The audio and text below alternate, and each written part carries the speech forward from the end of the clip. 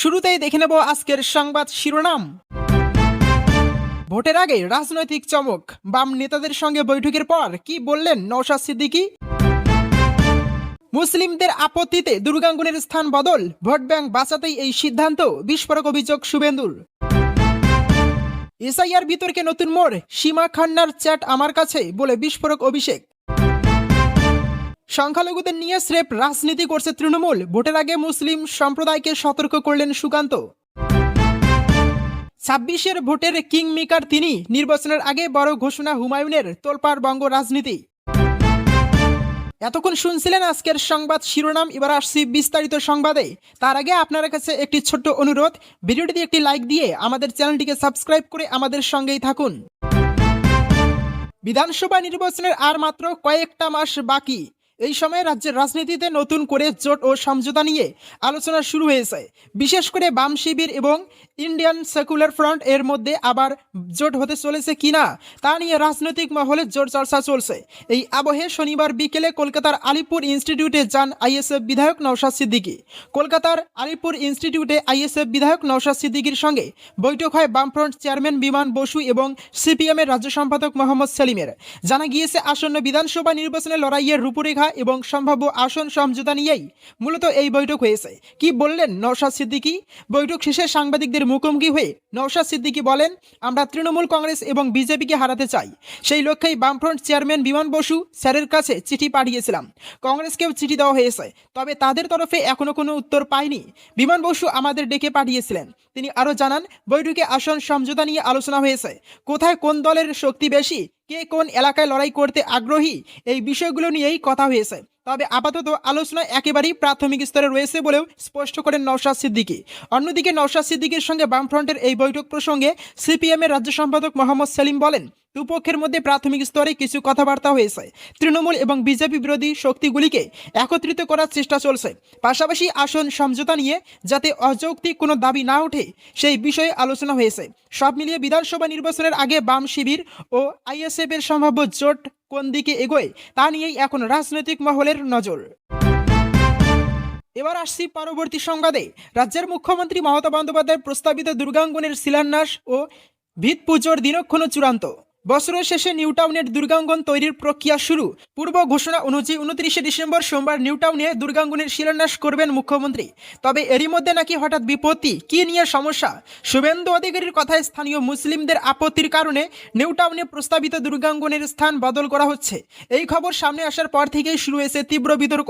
সূত্রের খবর, এদিন মুখ্যমন্ত্রীর হাতে সম্পূর্ণ হবে ভিত পুজো। শিলান্যাসের পরপরই শুরু হয়ে যাবে দুর্গাঙ্গন নির্মাণের কাজ। এরই মধ্যে বিস্ফোরক অভিযোগ তুলে সরব শুভেন্দু অধিকারী। তার কথায় কিন্তু হঠাৎই মাননীয়ার গোটা পরিকল্পনায় ছেদ। এদিন সোশ্যাল মিডিয়ায় বড়সড় অভিযোগ তোলেন শুভেন্দু। তার কথায়, যে জমিতে দুর্গাঙ্গন নির্মাণের পরিকল্পনা করা হয়েছিল সেই জমির মালিকানায় ছিল কিছু মুসলিম সম্প্রদায়ের পরিবারের অংশীদারিত্ব, আর সেই থেকেই সমস্যার সূত্রপাত। সমাজ মাধ্যমে শুভেন্দু লিখেছেন, পূর্ব ঘোষণা অনুযায়ী 29শে ডিসেম্বর নিউটাউনে দুর্গাঙ্গনের শিলান্যাস করার কথা মুখ্যমন্ত্রী মমতা বন্দ্যোপাধ্যায়ের। বিগত 2 মাস ধরে রীতিমতো টেন্ডার ডেকে তোলামুলি সিন্ডিকেট চক্র ঘনিষ্ঠ ব্যবসায়ীদের সংস্থাকে বরাদ দেওয়া হয় মাটি ভরাটের কাজ করানোর। নিউটাউনের বিশ্ব বাংলা সরণিতে স্থিত ওয়েস্ট ইন হোটেলের উল্টো দিকে ইকো পার্কের কাছে স্বাস্থ্য বিভাগের অধীনস্থ পূর্ব নির্ধারিত স্থানে বিশাল মঞ্চ তৈরি করা হয় শিলান্যাসের জন্য। কিন্তু হঠাৎ বিপত্তি। শুভেন্দুর কথায় কানাঘুষো শোনা যাচ্ছে যে সেই জমি যখন অধিগ্রহণ হয়েছিল তখন সেখানে জমির মালিকানা কিছু মুসলিম ব্যক্তিদের ও ছিল। তাদের পরিবারের ও স্থানীয় বসবাসকারী মুসলমান সমাজের আপত্তি, কেন তাদের অধিকৃত জমিতে সরকারি অর্থে হিন্দু ধর্মস্থান নির্মাণ করবে সরকার। এবার চুচো গেলার অবস্থা হয় মাননীয়ার। নিজেকে হিন্দু প্রমাণ করতে গিয়ে দুর্গাঙ্গন, মহাকাল মন্দির ইত্যাদি বানানোর ঘোষণা করা হয়ে গেছে। আবার মুসলিম ভোট ব্যাংকে কেস চাটালে সারে সর্বনাশ। এখানেই শেষ নয়। নন্দীগ্রাম বিধায়ক আরও লেখেন, অজ্ঞতা ভোট ব্যাংকের ওজনের ভারের তুলনায় হিন্দুদের ভাবাবেগে হালকা, তাই তাড়াতাড়ি স্থান পরিবর্তন করে বর্তমানে দুর্গাঙ্গনের স্থান নির্ধারণ করা হয়েছে নিউটাউনের বাস স্ট্যান্ডের পাশে। এবার এর চিহ্নিত জমি শিল্পের জন্য নির্ধারিত ছিল। এবার আসছি পরবর্তী সংবাদে।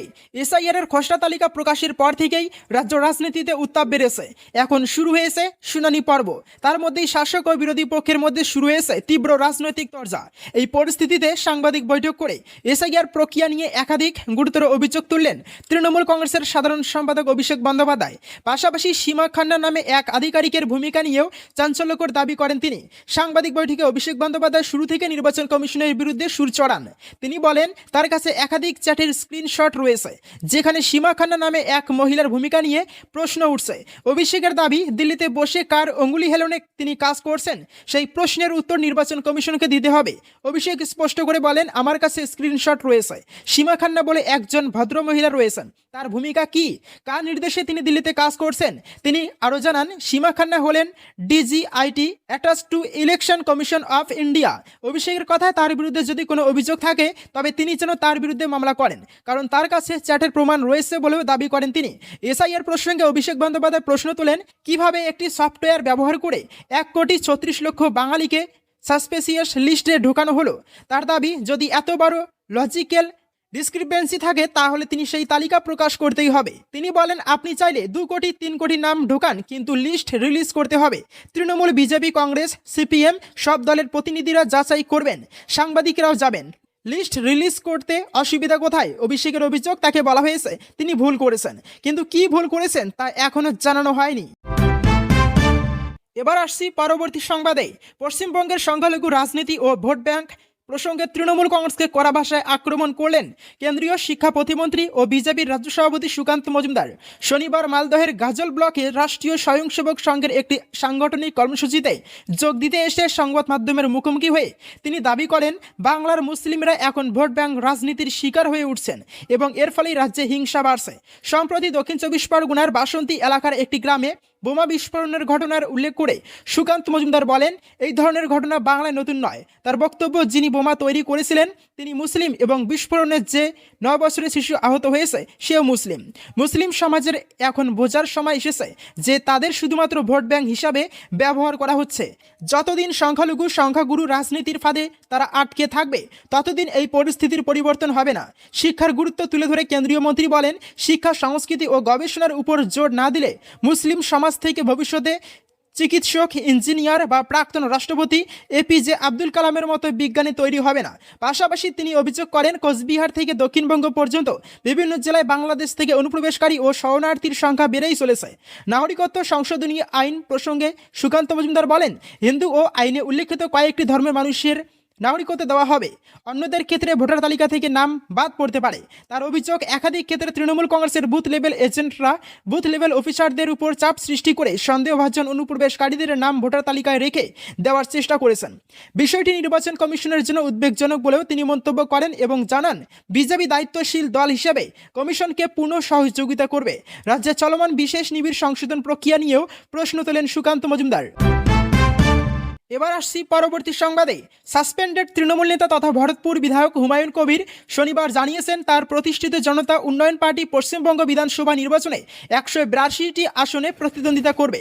এর আগে তিনি বলেছিলেন তার দল রাজ্যের মোট 294টি বিধানসভা আসনের মধ্যে 135টিতে অংশ নেবে এবং কমপক্ষে 90টি আসন জয়ের লক্ষ্য রাখবে। হুমায়ুন কবির আরও ইচ্ছে প্রকাশ করেছেন তিনি ভারতীয় সেকুলার ফ্রন্ট এবং আসাউদ্দিন ওয়াইসির মিমের সঙ্গে জোট বেঁধে ভোটের ময়দানে নামবেন। তবে আইএসএফ এ বিষয়ে কোনো প্রতিক্রিয়া জানায়নি। হুমায়ুন কবির বলেন, আমাদের একমাত্র লক্ষ্য হলো বিজেপিকে আটকানো। যারা আমাকে রাষ্ট্রদ্রোহী বলছেন, যেমন মমতা বন্দ্যোপাধ্যায়, তারা মুসলিম সম্প্রদায়কে প্রতিটি ক্ষেত্রে প্রতারণা করেছেন। ওয়াকফ আইন নিয়ে জনগণের সঙ্গে তারা প্রতারণা করেছেন। তারা বলেছিল একাই লড়াই করবে, কিন্তু বাস্তবে জনগণকে ধোঁকা দিয়েছে। তিনি আরও বলেন, 182টি আসনে অংশগ্রহণ করে আমরা বিস্ময়কর ফল অর্জন করব, যা পশ্চিমবঙ্গের অভিজ্ঞ রাজনীতিকরা করতে ব্যর্থ হয়েছে। ভবিষ্যতের রাজনীতি নিয়ে আমি এবং আইএসএফ একযোগে কাজ করছি। মিম যোগ দিলে স্বাগত জানানো হবে। যদিও আসন বন্টন সম্পর্কিত বিস্তারিত এখনও কোনো প্রকাশ করা হয়নি। হুমায়ুন কবির জানান, যাদের সঙ্গে তিনি জোট নিয়ে আলোচনা করছেন তাদের প্রতীক্ষা করে 31শে ডিসেম্বর পর্যন্ত জোটের বিস্তারিত ঘোষণা করবেন। এছাড়া তিনি প্রতিদিন 3টি বিধানসভা কেন্দ্রের জন্য প্রচার চালাবেন এবং সময় বাঁচাতে হেলিকপ্টার ব্যবহার করবেন। তিনি তৃণমূল কংগ্রেস, বিজেপি, কংগ্রেস বা সিপিএম নিয়ে বিশেষভাবে উদ্বিগ্ন নন। এদিকে তৃণমূল কংগ্রেসের সাধারণ সম্পাদক অভিষেক বন্দ্যোপাধ্যায় হুমায়ুন কবিরের এই বক্তব্যের প্রতিক্রিয়া জানিয়ে বলেন, যে কেউ পার্টি গঠন করতে পারে, এতে কোনো সমস্যা নেই, মানুষ বেছে নেবে, তারা বুদ্ধিমান। 2019 সালে আপনি বিজেপিতে যোগ দিয়েছিলেন, যারা বাবরি মসজিদ ভাঙচুর করেছিল। যদি মন্দির বা মসজিদ বানাতে চান তাহলে বানান, কিন্তু এই বিষয়কে রাজনীতির সাথে যুক্ত করবেন না।